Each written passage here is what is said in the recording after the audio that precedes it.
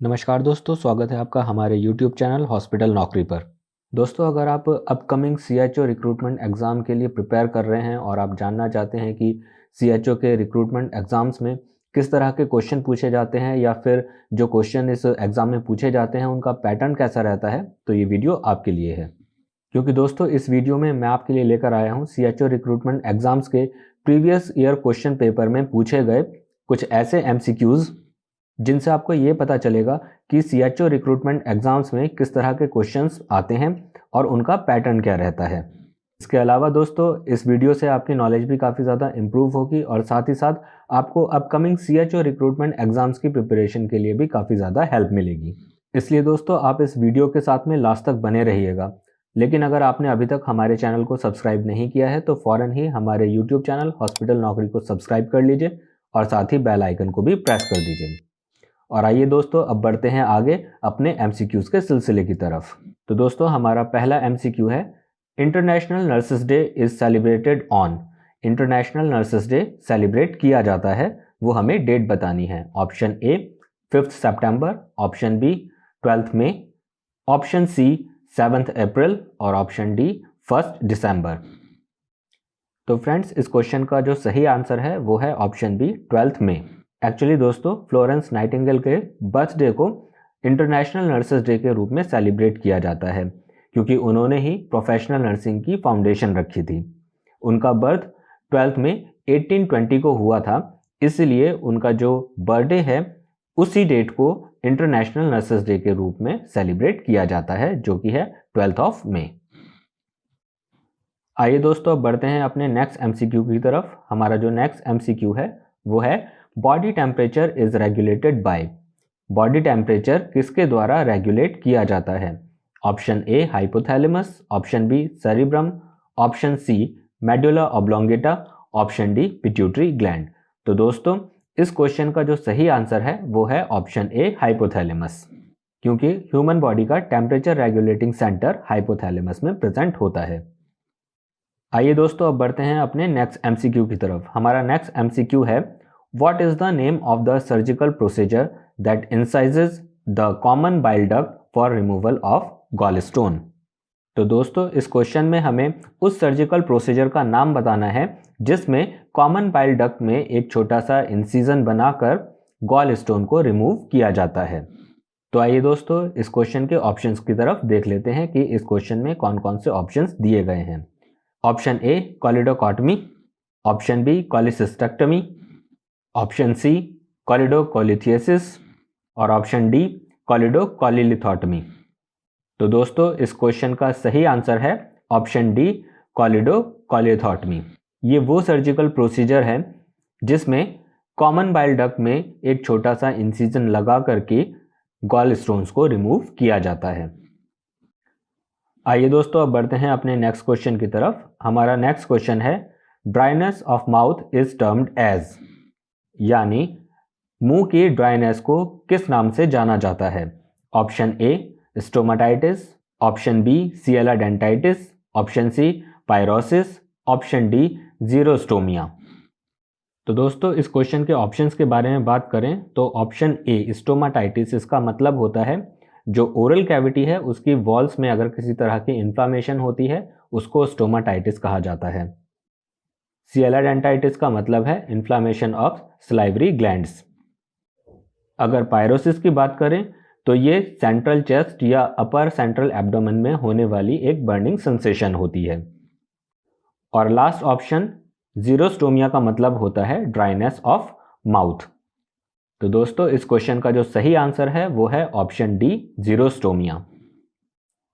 आइए अब बढ़ते हैं अपने नेक्स्ट क्वेश्चन की तरफ। हमारा नेक्स्ट क्वेश्चन है, for IM injection nurse should insert the needle in the muscles at which angle. कौन सी डिजीज कंडीशन का एक टिपिकल साइन है? Option A mumps, option B measles, option C pertussis, option D diphtheria. तो दोस्तों, इस question का जो सही आंसर है वो है ऑप्शन बी मीजल्स।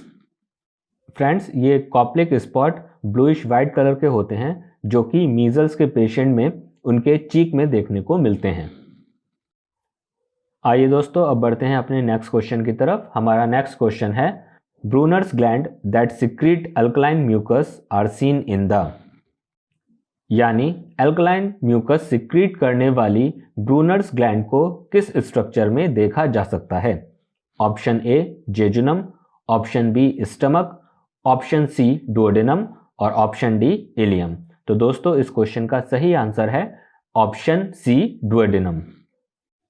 एक्चुअली दोस्तों ब्रूनर ग्लैंड्स जो होती हैं वो स्टमक के एसिडिक कंटेंट से डुओडेनम की वॉल्स को प्रोटेक्ट करती हैं, क्योंकि इन ग्लैंड से सिक्रेट होने वाली अल्कलाइन म्यूकस एसिडिक कंटेंट के असर को न्यूट्रलाइज कर देती है। आइए दोस्तों अब बढ़ते हैं नेक्स्ट क्वेश्चन की तरफ। हमारा नेक्स्ट क्वेश्चन है which is the only cranial nerve to emerge dorsally from the brain stem.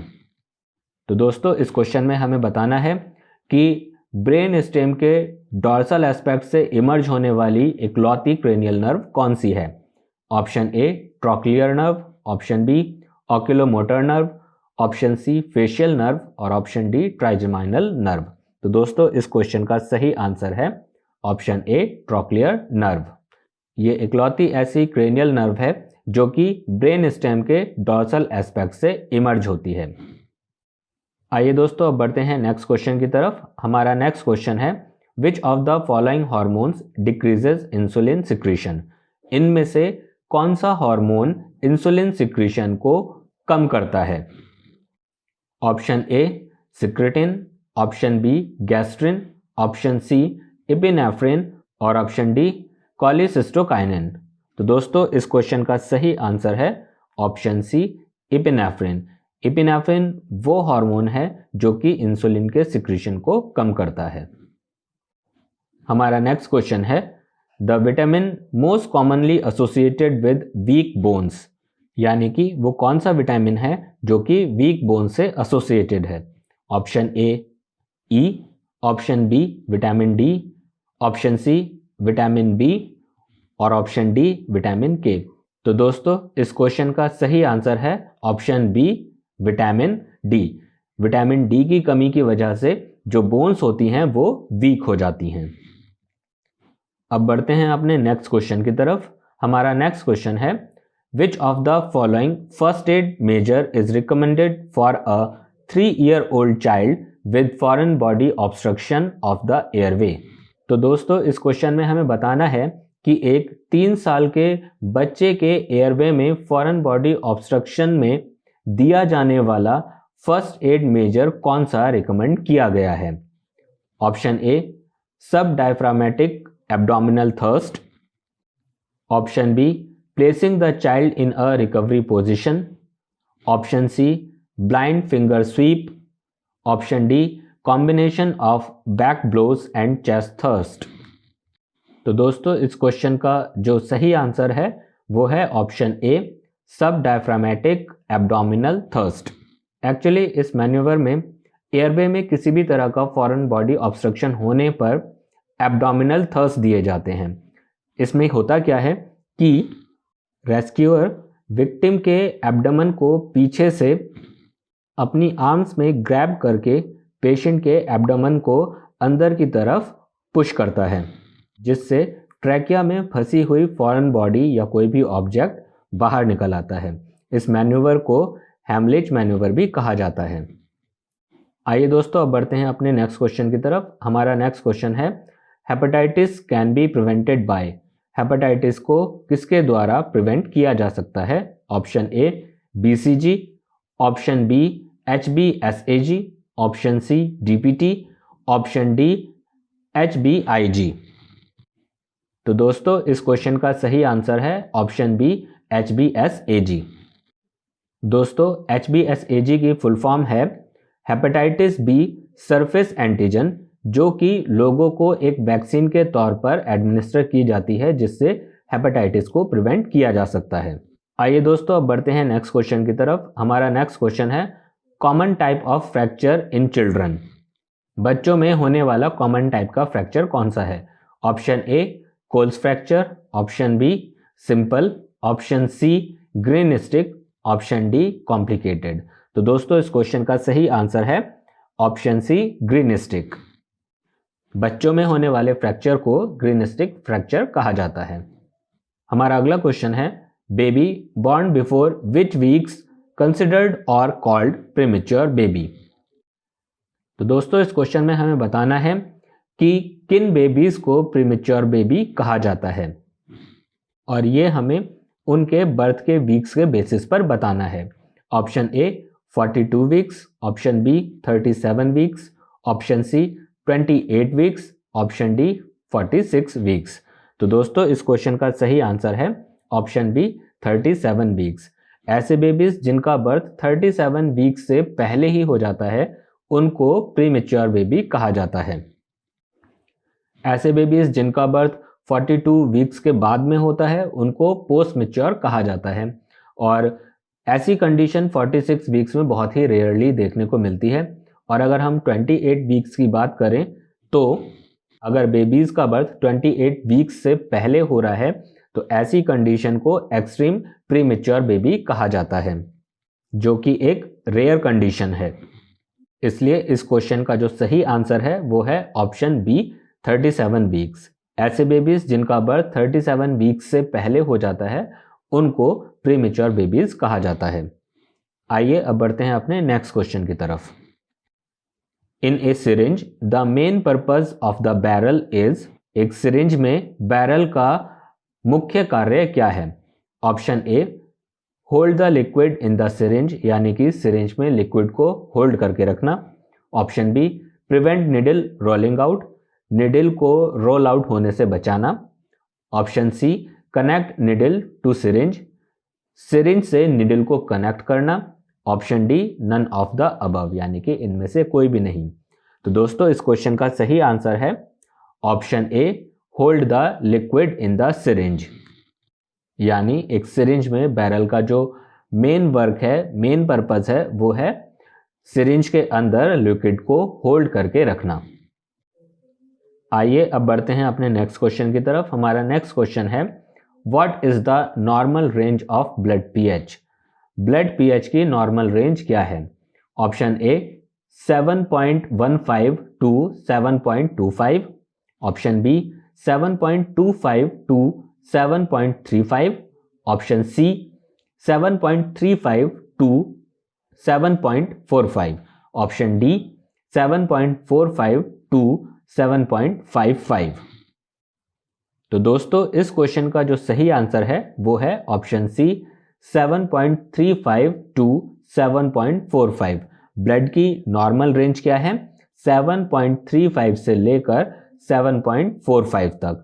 अगर ब्लड की पीएच 7.35 से कम हो जाती है तो इस कंडीशन को एसिडेमिया या फिर एल्कलोसिस कहा जाता है। आइए दोस्तों अब बढ़ते हैं अपने नेक्स्ट क्वेश्चन की तरफ। हमारा नेक्स्ट क्वेश्चन है the CPAP refers to, CPAP का फुल फॉर्म क्या है या सीपैप का क्या अर्थ है? Option A common positive airway pressure, option B controlled positive airway pressure, option C convertible positive airway pressure, और option D continuous positive airway pressure. तो दोस्तों इस क्वेश्चन का जो सही आंसर है वो है option D continuous positive airway pressure.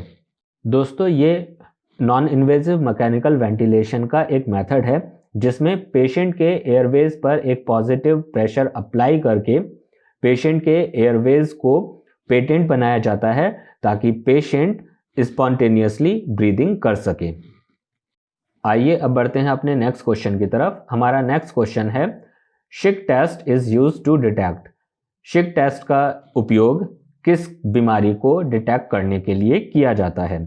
Option A TB, option B typhoid, option C diphtheria, option D cholera. तो दोस्तों इस क्वेश्चन का सही आंसर है option C diphtheria. Schick test का उपयोग डिफ्थीरिया को डिटेक्ट करने के लिए किया जाता है। आइए अब बढ़ते हैं अपने नेक्स्ट क्वेश्चन की तरफ। हमारा नेक्स्ट क्वेश्चन है the national disease eradication programme in India has a web based patient management system for tuberculosis control. दोस्तों इस क्वेश्चन में हमें बताना है कि इंडिया में नेशनल डिजीज इरेडिकेशन प्रोग्राम ने ट्यूबरकुलोसिस को कंट्रोल करने के लिए एक web based patient management system बनाया है, उस सिस्टम का क्या नाम है? ऑप्शन ए मदद, ऑप्शन बी उमंग, ऑप्शन सी ई संजीवनी ओपीडी, ऑप्शन डी निक्षय। तो दोस्तों इस क्वेश्चन का सही आंसर है ऑप्शन डी निक्षय। ये ट्यूबरकुलोसिस को कंट्रोल करने का एक web based patient management system है। आइए दोस्तों अब बढ़ते हैं अपने नेक्स्ट क्वेश्चन की तरफ। हमारा नेक्स्ट क्वेश्चन है a clinical feature that distinguishes a hypoglycaemic reaction from a ketoacidosis reaction is. दोस्तों इस क्वेश्चन में हमें बताना है कि हाइपोग्लाइसेमिक रिएक्शन को एक कीटोएसिडोसिस रिएक्शन से अलग करने वाला फीचर कौन सा है, यानी कि वो कंडीशन जो कि हाइपोग्लाइसेमिक रिएक्शंस में प्रेजेंट होती है लेकिन कीटोएसिडोसिस रिएक्शन में प्रेजेंट नहीं होती है। Option A diaphoresis, option B blood vision, option C weakness और ऑप्शन डी नोजिया। तो दोस्तों इस क्वेश्चन का सही आंसर है ऑप्शन ए डायफोरेसिस। ये एक ऐसी कंडीशन है जो कि हाइपोग्लाइसीमिया में प्रेजेंट होती है लेकिन कीटोएसिडोसिस में प्रेजेंट नहीं होती है। डायफोरेसिस का मतलब होता है एक्सेसिव स्वेटिंग, यानी कि बहुत ज़्यादा पसीना आना, और ये सिम्टम एक हाइपोग्लाइसेमिक रिएक्शन में देखने को मिल सकता है। तो दोस्तों ये था हमारा आज का वीडियो जिसमें हमने CHO रिक्रूटमेंट एग्जाम्स के प्रीवियस ईयर क्वेश्चन पेपर्स में आए हुए कुछ MCQs के बारे में डिस्कस किया। आई होप दोस्तों आपको ये वीडियो पसंद आया होगा और इससे आपकी नॉलेज भी काफ़ी ज़्यादा इम्प्रूव हुई होगी। दोस्तों अगर आप आगे भी इसी तरह के और वीडियोस देखना चाहते हैं और अगर आप चाहते हैं कि आपकी रिक्रूटमेंट एग्जाम्स की प्रिपरेशन में काफ़ी ज़्यादा हेल्प हो सके तो उसके लिए आप फ़ौरन ही हमारे YouTube चैनल हॉस्पिटल नौकरी को सब्सक्राइब कर लीजिए और साथ ही बेल आइकन को भी प्रेस कर दीजिए। Thank you for watching.